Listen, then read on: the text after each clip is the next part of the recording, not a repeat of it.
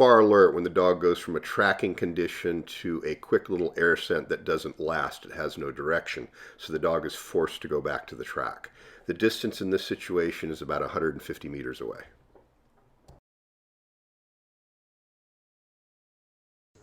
With this far alert, oftentimes you'll see a little change in direction in the tracking behavior because the dog is trying to locate that air scent again. So they might circle around, look for it, and then ultimately start tracking once again.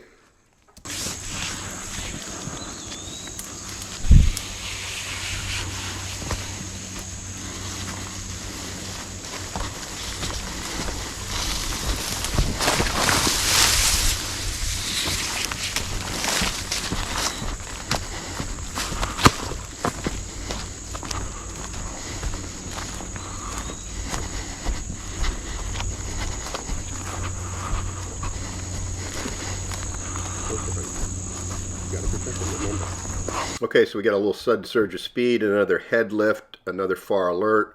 We know it's a far alert because it's not too directional, okay? The dog's not indicating one particular direction, and it, more importantly, is going back to tracking.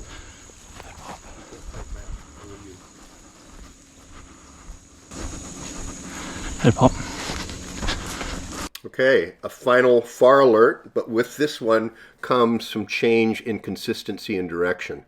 When we get this change in consistency and direction, it's telling us it's a little bit bigger far alert. It's a bigger plume of odor. It covers a little bit more space. It might be a scent pool that's on the ground in a general location. The handler does well by taking a knee and getting a little bit lower, observing the dog for just a bit before really moving on. He's observing that the dog's behavior is increasing. And you feel how the wind is right in your face, right? Yeah. So if it was a stronger alert, you wouldn't go back to tracking. Yeah. And I'm sort of testing that by getting back into cover and stopping to see if she wants to keep going.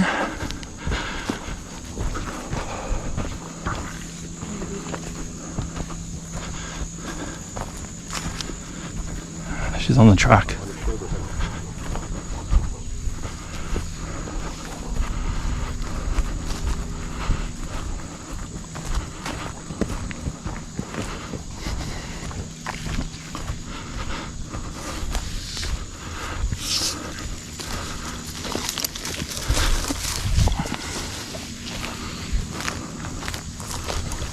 Thanks, Jeff.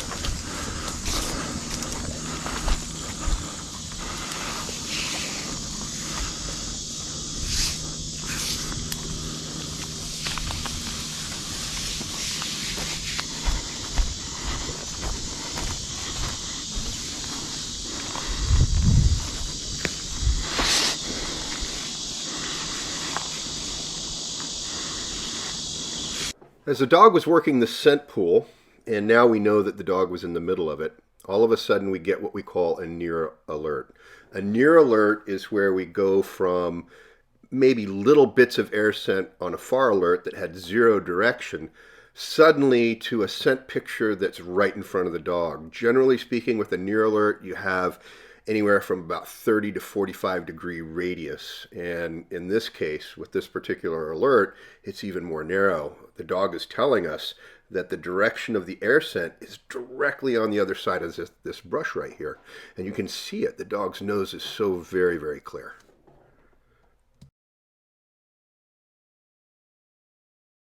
With this alert, this means that the dog is in the middle of the scent pool, and its only recourse is to find the scent cone in or to find the track in. In this situation, the dog chooses the track in.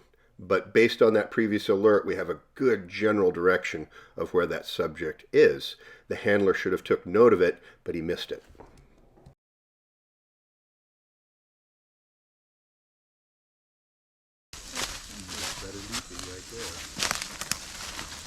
It's very difficult to see with this heavy brush, so I zoom in, but the handler caught it.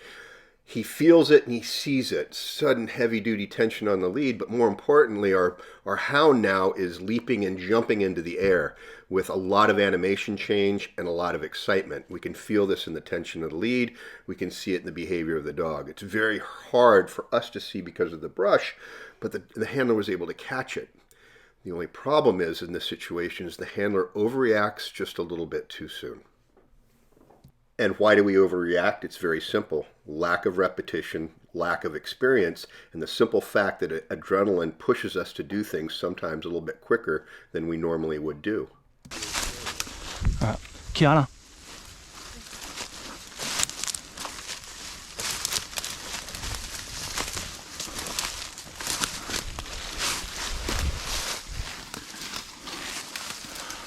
Push down through this, about 25 meters, cross over, cut across and clear it.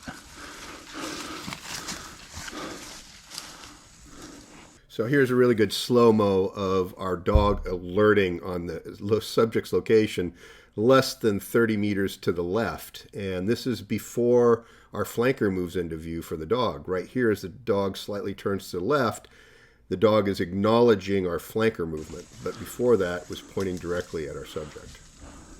Good girl. I know, it's probably really confusing.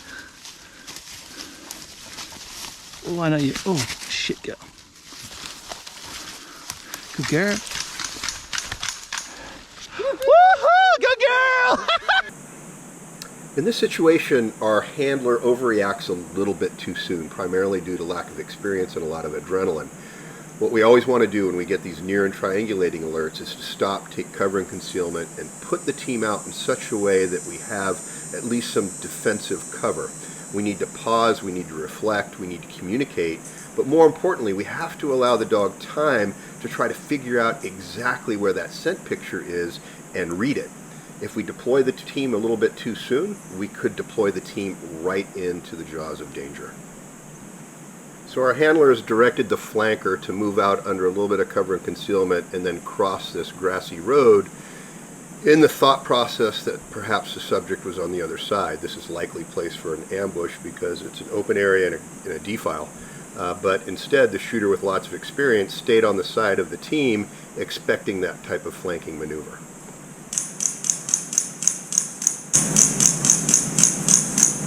By looking at the map overlay, you can see the danger of the situation, the proximity of the shooter, in particular in relationship to the flanker as the flanker moves.